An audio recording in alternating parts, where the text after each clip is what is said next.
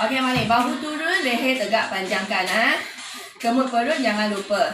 Jangan tahan nafas. Tarik nafas pakai hidung, hembus pakai mulut. Kaki tegak, pinggul kiri kanan. Morning. Leher panjangkan. Atas tak buat, jangan gerak bahagian atas. Tak perlu. Rasa ni. Rasa ni. Rasa ni.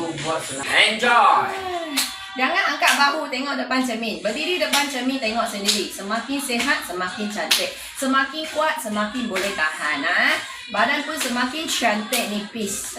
Tegak. Tak ada buncit lapis sini sana lagi. Hanya Kamaru seorang pijat darah. 80 saja. Darah tinggi 120. Wah, very the normal. Very good, very good. Bersyukur kawan-kawan. Kena sentiasa awet bersyukur. muda masih boleh. Betul. Okey, kita tangan letakkan belakang. Pegang and then tegakkan tangan kalau mampu. Okey, kalau tak mampu kita pegang saja. Perut masih kena kemut. Pinggul kiri kanan kaki relax. Tangan you pegang kat belakang tengok. Jangan angkat bahu turun. Okey, slow you turunkan tangan. Tegakkan dia kalau mampu. Okey, maintain sekejap. Kalau tak boleh macam ni pun okey dah. Banyak bagus dah. Macam ni. Okey, slow you letak. Slow you letak. Slow you letak. Slow you letak. Jangan angkat bahu ni sangat penting.